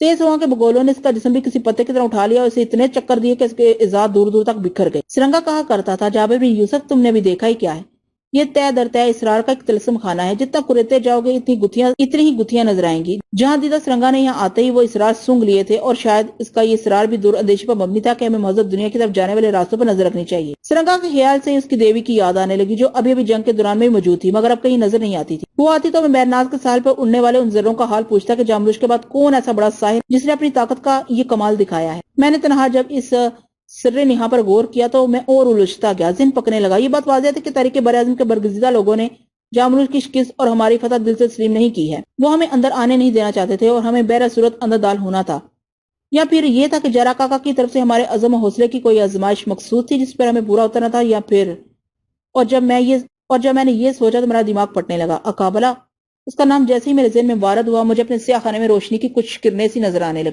ممکن ہے اس ہورنگ آندھی کا خط اسی موش نے کھینچ دیا ہو۔ وہ ایک عظیم و جلیل ملکہ ہے، تاریخ براعظم میں اس کے جلال کا کوئی ہمسر نہیں۔ یقیناً ایسا ہی ہوگا۔ یہ کیسے یقین کیا جائے کہ اس طلسم کے عقب میں اس کی عظمت کار فرما ہے؟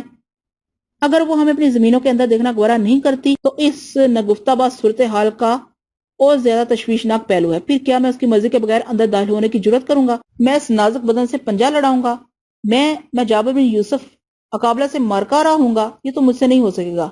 اس وقت میں شدید ذہنی الجھنوں کا اسیر تھا۔ شوتار و فلورا میرے نزدیک آ چکی تھی اور سب لوگ میری زبان سے کچھ سننے کے لیے مضطرب تھے، اور میرے پاس کہنے کے لیے کچھ نہیں تھا۔ مجھے شوتار کی جرات پر حیرت آئی۔ وہ اقابلہ کا مجسمہ تھامے ہوئی تھی۔ اس نے بے باکی سے میرے کان میں سیسا پگھلایا۔ سنو مقدس جابر، تماشا ختم ہو چکا۔ یہ کیسی فضیل ہے جو انگرما والوں نے تاریخ براعظم کے ساروں سے پوش ہونے کے لیے اپنے ارد گرد کھینچی تھی۔ تم نے جاملوش کے زوال کے بعد پیش قدمی میں دیر کر دی۔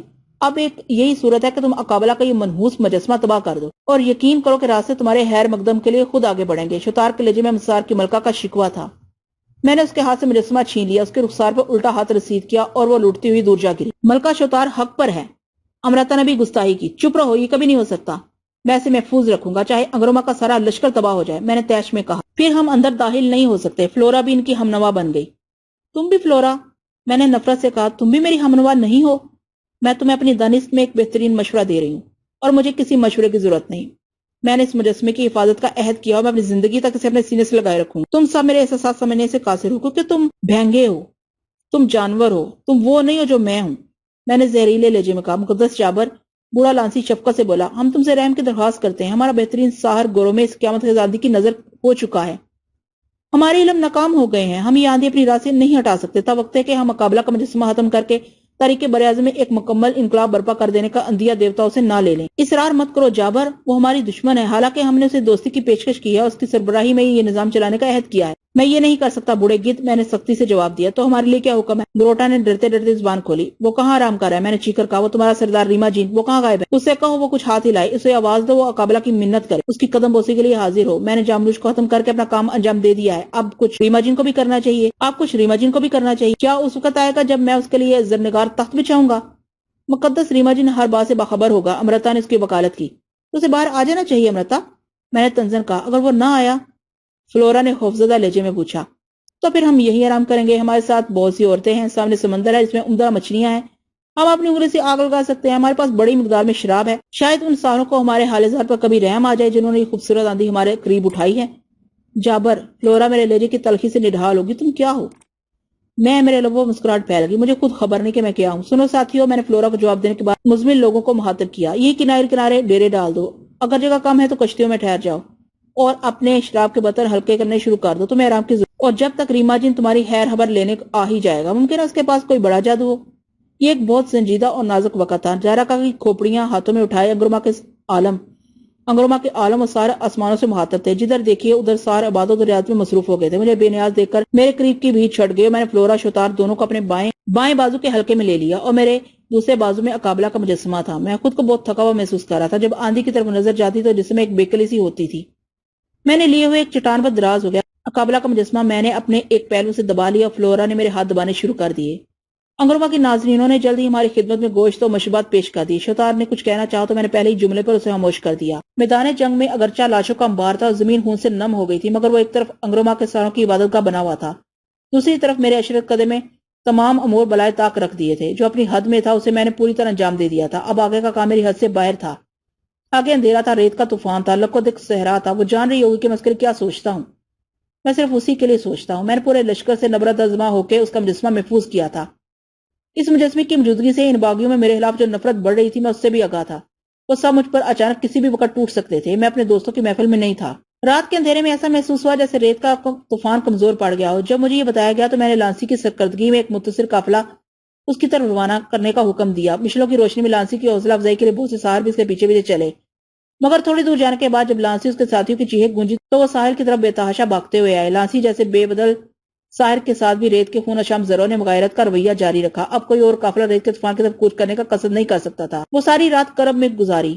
فلورا اور شوتار کے بدن کی قربتیں بھی کچھ نہ کس کی. ذہن کا مطلع صاف نہیں ہوا. غبار آلود ہی رہا اور دور ساحل پر ایک روشنی سے ٹمٹماتی نظر آئی. لشکر میں کوئی شخص نہیں سویا تھا. جب انہیں امرتا نے بتایا کہ ریما جن کی آمد ہے تو نعرہ ہائے تحسین کا گلگلہ ہوا. ریما جن آ رہا تھا. باغی انگروما کا جلیل القدر سربراہ انہوں نے اس طرح نعرے لگائے جیسے نجات کی کنجی اسی کے پاس ہے. بس وہ آئے گا تو یہ دیوزاد آندھی اپنی پھونک سے اڑا دے گا. بس اس کے سال میں اترنے کی دیر ہے. وہ جوش میں اچھلنے اور کودنے لگے. میں اپنی جگہ اطمینان سے دراز رہا. ریما جن کا یہ والہانہ استقبال میری عظمت کا استدراج تھا، مگر ایسے لمحے آتے ہیں. میں اس عظیم سار کی آمد کا منظر مسکراتے ہوئے دیکھ رہا تھا. چند مشل بردار کشتیاں اس کی پیشوائی کے لیے سمندر میں تیرنے لگی. اسے بڑی عزت اور شان کے ساتھ ساحل پر اتارا گیا، جیسے آج کا مارکا اسی نے سر کیا ہو، جیسے جاملوش کے سینے میں خنجر اسی نے کھوپا اور وہی آج کا بادشاہ ہو. ساری عظمتیں اسی کے لیے ہوں. وہ جادوگر آ رہا ہے. اس وقت میرے نزدیک کوئی اور ذی نفس نہیں تھا، صرف فلورا اور شوتار تھی. ریما جی نے ساحل پر آتے ہی اپنے رفیق ساروں کے ساتھ غالباً کوئی جلسہ منعقد کیا. مشل ایک جگہ ٹھہر گئی تھی. میں نے یہ رداد سننی نہیں چاہی کیونکہ مسائل و مصائب کی استقرار سے سینے میں سوزش ہوتی تھی. میں اپنی جگہ فلورا اور شوتار کے حسن کے جھول میں خود پر مستی طاری کرنے کی کوشش کرتا رہا. ادھر مشلیں حرکت میں آتے ہوئی میرے طرف بڑھتی ہوئی دکھائی دی. فلورا نے وہ بے شمار روشنیاں اپنی سمت منتقل ہوتے دیکھ کر مجھے خوفزدہ انداز میں چونکایا. شوتار کا جسم بھی لرزنے لگا تھا. میں نے فلورا کی دہشت دور کرنے کے لیے اپنا چوبی ازدا متحرک کر دیا تھا جو اس کے پیروں میں سرسرانے لگا، لیکن مجھ سے بہت تھوڑے فاصلے پر ٹھہر گئی. ریما جین ان سب میں آگے تھا. مشل کی روشنی میں اس کے سیاہ چہرے پر تفکر کی لہریں صاف نظر آ رہی تھی. اس نے سب سے پہلے اچھٹتی ہوئی نظر سے مجھے دیکھا، پھر ان ذرات کی متوجہ ہو گیا جو انگروما کی بے مثال فتح شکست میں بدلنے پر تلے ہوئے تھے.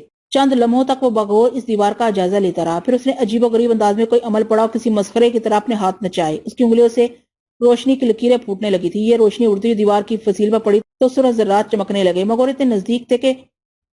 اتنے نزدیک تھے اور کثرت میں اتنے زیادہ تھے کہ ریما جن کی انگلیوں سے خارج ہونے والی روشنی ان کے پار نہ جا سکی. ساتھ ہی اس کے ساتھیوں نے اپنے گلے میں لگے ہوئے طلسمی نوادر اور جیرا کاکا کی کھوپڑیاں ریت میں پھینکنا شروع کر دیں. اسی پہ کوئی تبدیلی رونما نہیں ہوئی تو انہوں نے چند نوجوان لڑکیاں قربان کر کے ان کے خون سے ساروں کے جسم رنگ دیے. انہیں اس طرف وصال کرنے سے پہلے گڑگڑا کر جیرا کاکا کی عبادت کی گئی. احتیاط کے طور پر کے گدروں میں جیرا کاکا کی کھوپڑیاں اور دوسرے نوادر ڈال دیے گئے. ریما جن خود انہیں دور تک چھوڑنے گیا اور واپس آ گیا، مگر جلد ہی دل چیرنے والی چیخیں گونجنے لگی. ریما جن کی ماں سے بھیجے ہوئے اس قافلے کا حشر پہلے سے مختلف نہیں ہوا تھا. ریما جن کی ناکامی پر فلورا نے زور سے میرا ہاتھ دبایا. ریما جن کی حالت دیگر گوں تھی. وہ اپنے رفیقوں کے درمیان سر جھکائے کچھ سوچتا رہا. پھر مجھے معلوم تھا کہ اب اس کا رخ کس جانب ہوگا. میں نے اپنی شست میں کوئی تبدیلی نہیں کی بلکہ شوتار کو ایک قد مشروب کا اپنے ہاتھوں سے پلانے کا حکم صادر کیا. شوتار مجھے اپنے نازک ہاتھوں سے یہ آتشی جام پلا رہی تھی کہ ریما جن اور اس کے ساتھی بوجھل قدموں سے میرے روبرو آ گئے. مقدس جابر ریما جن کے لہجے میں پس پائی تھی. وہ بہت عظیم ہے، ملک کا قابلہ بہت عظیم ہے، مگر اسے شاید انگروما کے حصار میں دال ہونے والے ہمارے عہد نامے کی خبر نہیں ہے. ہم نے اس کی سربراہی و عظمت دل سے قبول کی ہے. کیا تم نے یہ نہیں بتایا کہ ہم اس کے سوا کسی کے اقتدار کا تصور نہیں کرتے؟ ہم اس کے بہترین محافظ ثابت ہوں گے اور ہمارا نظام یقیناً جاملوش سے بہتر ہوگا.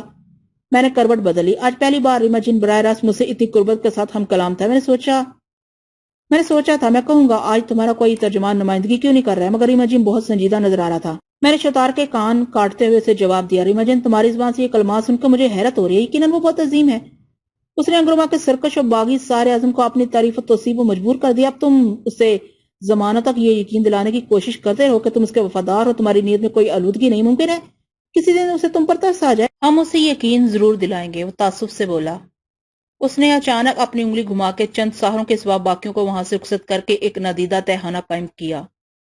غالباً وہ کوئی اہم بات کرنا چاہتا تھا۔ جیسے ہی حصار قائم ہوا مجھ سے اور نزدیک ہو گیا اور سرگوشی میں بولا، جابر بن یوسف، ہم نے بہت بڑا نقصان اٹھایا ہے۔ وہ تمام جزیروں اور قبیلوں کی بلا شرکت غیر مختار بن گئی ہے، وہ سب پر حاوی ہے۔ جیسے ہی جاملوش کا زوال ہوا اس نے اپنی طاقتوں سے تمام نظام اپنے ہاتھ میں لے لیا۔ اب یہاں اس کی طاقت کا کوئی ثانی نہیں۔ وہ اس لمحے کی منتظر تھی اور یہ نادر موقع اسے ہم نے فراہم کر دیا، یا یوں کہو کہ اس نے ہم سے زیادہ مستعدی و ذہانت کا ثبوت دیا۔ اگر تم ریت کے یہ آہنی ذرے توڑ سکتے ہو تو توڑ لو، مگر یاد رکھنا اس کی حیثیت ایک فریق کی ہے اور یقیناً اسے جرا کاکے کی آنت حاصل ہے، کیونکہ وہ بہت حسین ہے۔ جب وہ اپنے نازک لبوں سے ان سے کوئی فرمائش کرتی ہوگی تو دیوتاؤں کی زمینیں جھک جاتی ہوں گی۔ میں نے بے پرواہی سے کہا، تمہارے سامنے دو ہی راستے ہیں، یا تو اس فصیل سے سر ٹکراتے رہو اور کسی موہوم امید میں یہاں پڑے رہو، یا پھر انگروما واپس چلے جاؤ اور پھر سے اپنی طاقت منظم کرو۔ اب جاملوش درمیان میں نہیں ہے، شاید تمہیں اتنی دیر نہ لگے۔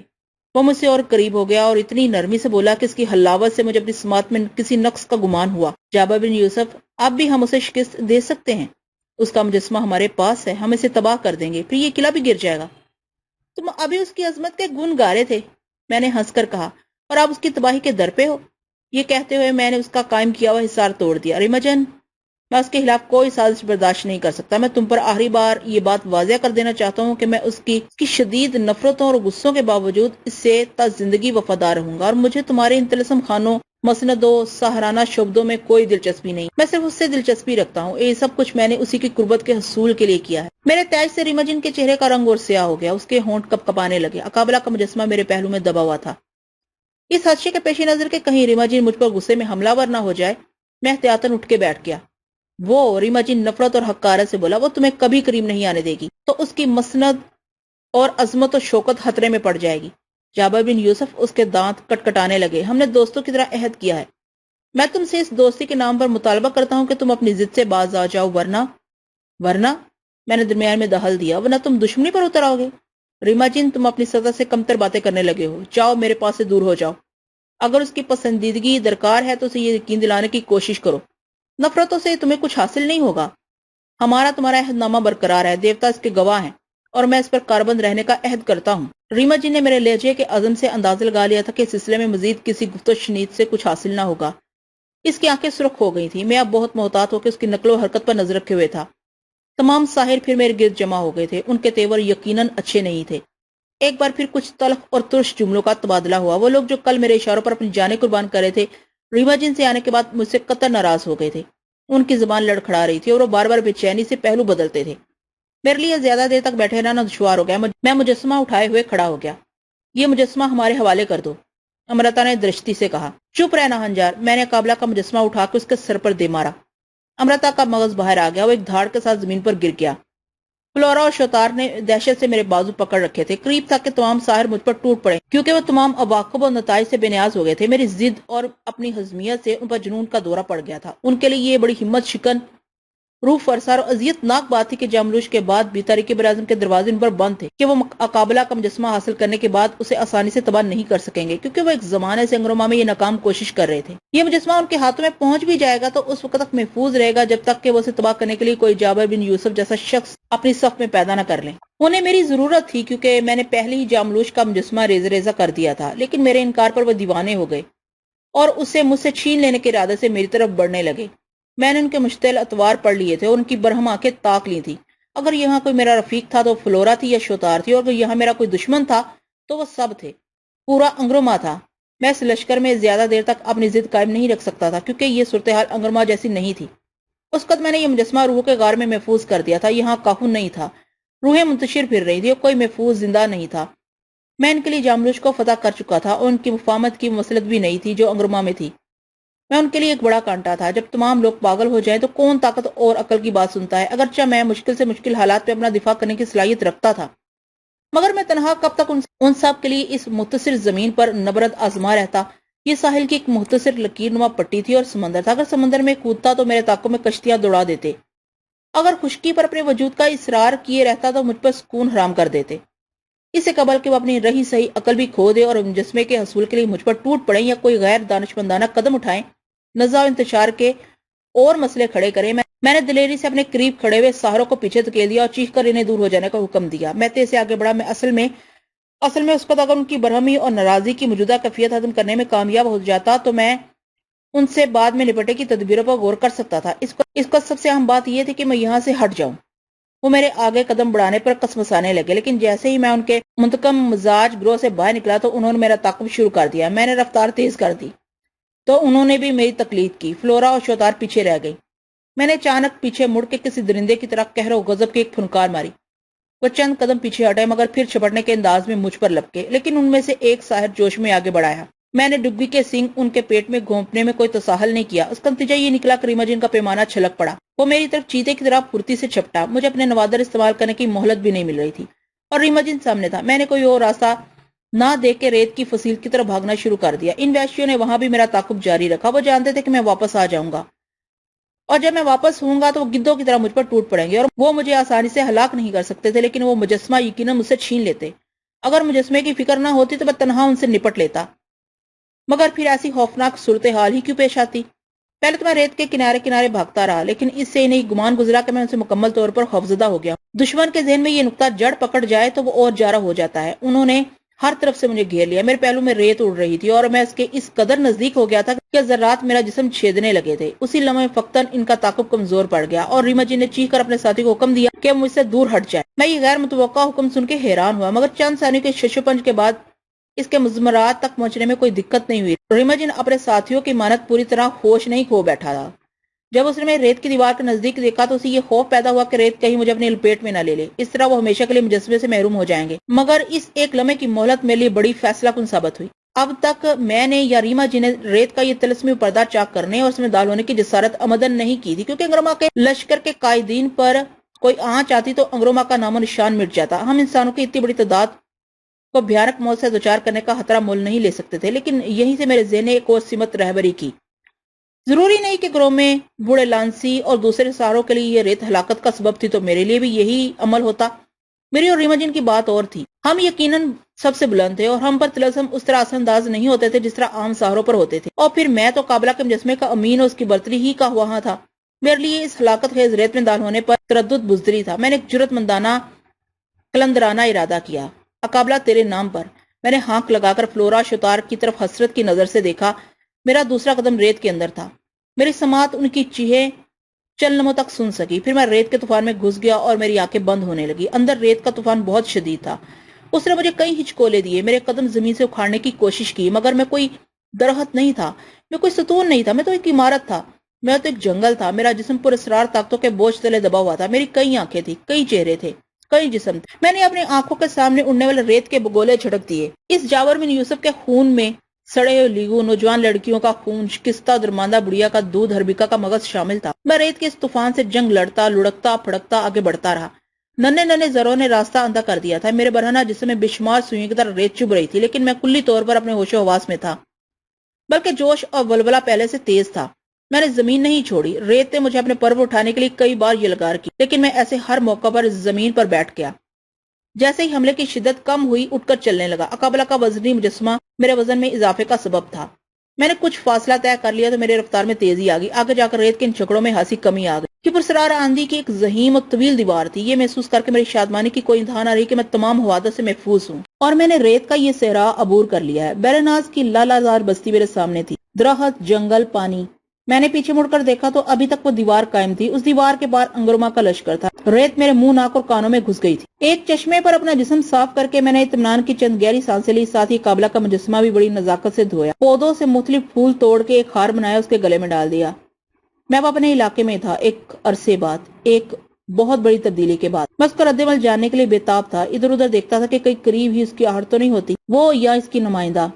دل و دماغ میں ٹھنڈی ہوا کے جھونکے چل رہے تھے۔ یقین تھا کہ کسی طرف سے کوئی آواز آئے گی، مترنم آواز۔ وہ کہے گی، جابر بن یوسف، اے یار جانی، تو بھی کیا خوب ہے، بہت ضدی ہے، تو بڑا شریر ہے، چل کے وہ تیری منتظر ہے، چل کے اس نے اپنے سراپا میں عطر بسایا ہے اور اس کے بدن کے پھول تیرے ہاتھوں آزاد ہونے کے لیے بےقرار ہیں۔ اپنی آنکھیں بند کر لے اور ایک ہوش شبہ منزل کے لیے تیار ہو جا۔ ذرا دل سنبھال کے رکھیو۔ خیال تھا کہ جلد کسی سمت سے کوئی ندا آئے گی، اس میں بڑی خوشبو ہوگی۔ جہاں میں کھڑا تھا وہاں دور دور تک آدمزاد کا نشان نہیں تھا۔ میں کچھ دور جاتا تو بستی آ جاتی جہاں میرے اتفاق میں عورتیں رقص کرنے لگتی۔ بہناز کے علاقے پر میری سرداری کی مہر لگی ہوئی تھی، لیکن بستی میں جانے اور اپنے نائب کو پریشان کرنے میں وقت کا ضیاع تھا۔ ادھر وقت کاٹے نہیں کرتا تھا۔ اس نے اپنے محل میں نصب طلسمی آئینوں میں دیکھ لیا ہوگا کہ میری نگاہیں اسے دیکھنے کے لیے سلگ رہی ہیں، تو میرے دل میں جذبات کا ایک سمندر موجزن ہے۔ کچھ ہی دیر جاتی تھی کہ سیمی بدن ناظرینیں مجھے اپنے دوش پر اٹھا کے اس کے قصر میں لے جائیں گی، جہاں قابلہ میرے لیے اپنے حسن و جمال کی ضیافت کا اہتمام کرے گی۔ منزل مراد بر آنے کو ہے اور درمیان میں کوئی رکاوٹ بھی نہیں۔ یقیناً میں اب بھی اس کے قد کے برابر کا شخص نہیں ہوں، مگر اب کون میرا مد مقابل ہے؟ میں کسی گوشے سے کوئی آواز سننے کے لیے ترستا رہا، کسی نے مجھے نہیں پکارا، جیسے کوئی غیر معمولی واقعہ رونما نہیں ہوا ہے۔ وہی پہلے جیسا جابر بن یوسف ہوں۔ میں انگرما کا فاتح نہیں ہوں اور میں نے جاملوش کا باب بند نہیں کیا ہے۔ بہناز میں مجھے مستجاب سنانے کے لیے کوئی پری چہرہ آسمان سے نہیں اتری۔ میں نے اپنے پراسرار باطن کے دریچے کھول کے بھی دیکھا، کسی طرح یہ اندھیرا اور سناٹا دور ہو۔ اس تاخیر اور سردمیری سے مجھے اختلاج ہونے لگا تھا۔ کاش میرے پر ہوتے میں اڑ کے پہنچ جاتا۔ رفتہ رفتہ میرے اندر کمتری کا احساس جگزی ہونے لگا۔ مجھے اپنی قامت کا صحیح اندازہ ہونے لگا۔ جاملوش کے پر نہیں تھے، مگر وہ لمحوں میں کہیں سے کہیں پہنچ جاتا تھا۔ امسار کے دروازے جزیرے میں جرا کاکا کی عبادت کے دوران میں اس کا ہاتھ سمندروں کو کراس کرتا ہوا پہنچ گیا تھا۔ اس نے میرے ماتھے پر بطور سند اپنی سخانی انگلی ثبت کی تھی۔ قصر قابلہ میں جب قابلہ مجھے خصوصی التفات سے نواز رہی تھی اور مجھ پر جذب ہوئی جاتی تھی تو وہ وہاں بھی دھاڑتا ہوا خارج ہو گیا تھا۔ توری کے جزیرے پر انگرما کے باغیوں کے حملے کے وقت اپنی فوج ظفر موج کے ہمراہ ساحل پر موجود تھا۔ وہ دلوں میں گھس جاتا تھا۔ اس کے کان اتنے بڑے، آنکھیں اتنی تیز اور ہاتھ اتنے لمبے تھے کہ فاصلے کوئی حیثیت نہیں رکھتے تھے۔ میں نے جاملوش کی شخصیت کے ترازو میں اپنا وزن کیا تو مجھے اپنی قدر و قیمت کا احساس ہوا۔ جنگ میں اسے شکست دینے کا مطلب یہ نہیں تھا کہ میں اس کے رتبے کا شخص بن گیا ہوں۔ میں قابلہ سے رابطہ قائم کرنے سے قاصر تھا۔ اس کی شان ہی کچھ اور تھی۔ جنگ میں اس کے خلاف بہت سے عوامل کام کر رہے تھے۔ صدیوں سے اس نے اپنے لیے نفرت پیدا کر رکھی تھی۔ ہر کمال کو زوال نصیب ہوتا ہے۔ اس کی بقا کی علامت کا مجسمہ تباہ ہونے کے بعد اس کی شکست یقینی ہو گئی تھی۔ سرنگا کی دیوی میری پشت پر تھی اور ہم نے اسے چاروں طرف سے گھیر لیا تھا۔ اس کی موت میرے لیے اعزاز کی بات نہیں تھی، کیونکہ میں خود کو اس کی طاقتوں کا شیر بھی نہیں سمجھتا تھا۔ اگر میرا اس سے دبدو مقابلہ ہوتا تو مجھے زمین پر کھڑے ہونے کے لیے لمحے بھی نہ ملتے۔ یہ کام تاریخ براعظم کے دیوتاؤں کو اپنی شبدآباد مسلطوں کے تحت میرے ہاتھوں انجام دلوانا تھا، یا پھر میری طاقت کا ذریعہ صرف سرنگا کی دیوی تھی، جس کا وجود یہاں کے سہاروں کی نظر میں ایک نہ ہونے والا معمہ تھا۔ غالباً وہی میری فضیلت کا سبب تھی۔ وہ ہر سنگین اور نازک موقع پر نمودار ہو کے میرا مرتبہ بلند کر جاتی تھی۔ کلاری اور شوالا سے مقابلے، انگرما سے فرار، جاملوش کے مجسمے کی تباہی اور جنگ کے دوران میں اس نے اس طلسمی کارخانے کے مزدوروں کو چکا دیا تھا۔ بہناز کی زمین پر آوارگی کرتے ہوئے دیر ہوگی تو مجھ پر ناتوانی اور نقاہت غالب آنے لگی۔ دھوپ پھیل چکی تھی۔ میں نڈھال ہو کے ایک جگہ بیٹھ گیا۔ گلے میں لٹکے ہوئے طلسمی کھلونے چبھنے لگے۔ ہر کھلونا ایک اذیتناک کہانی یاد دلاتا تھا۔ میں نے اپنے روبرو قابلہ کا مجسمہ رکھ لیا اور شکایتی نظروں سے دیکھنے لگا۔ آنکھوں میں نمی آ گئی اور سینے کی گہرائیوں سے بھرائی ہوئی آواز نکلی، جانا میرے لیے کیا حکم ہے؟ مقدس قابلہ تمہارے اور ریمجن کے درمیان ہونے والے معاہدے کی پابند نہیں ہے۔ یہ آواز اچانک دائیں سمت سے آئی تو میں ہڑبڑا کے کھڑا ہو گیا، جیسے کسی نے مجھے گہری نیند سے چونکا دیا۔ میں نے وحشت میں اپنے گال پر تماچا مارا۔ یہ خواب نہیں۔ میرے دائیں پہلو میں کچھ فاصلے پر قصر قابلہ کی کنیز اپنی تمام رانائیوں کے ساتھ جلوہ فرمات تھی۔ کون کہتا ہے کہ وہ پابند ہے؟ میں نے پہلو بدل کر رندھے ہوئے لہجے میں کہا۔ مجھے اپنی آواز پر قابو نہیں رہا تھا۔ کس نے کہا کہ وہ پابند ہے؟ ان حالات میں کیا فیصلہ کرتا؟ اگر یہ سب نہ ہوتا تو انگرما کا نسور ہمیشہ رستہ رہتا اور جاملوش منمانیاں کرتا رہتا۔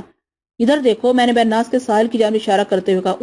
ادھر دیکھو۔ انگرما والے بہناز کے ساحل پر اندر دال ہونے کے لیے تڑپ رہے ہیں۔ دوسرے جاملوش کا قصہ تمام ہو چکا ہے۔ دیوتا گواہ ہیں کہ میں نے باغیوں سے اس کی عظمت کا اعتراف کرایا ہے۔ میں نے کسی سے مفاہمت نہیں کی۔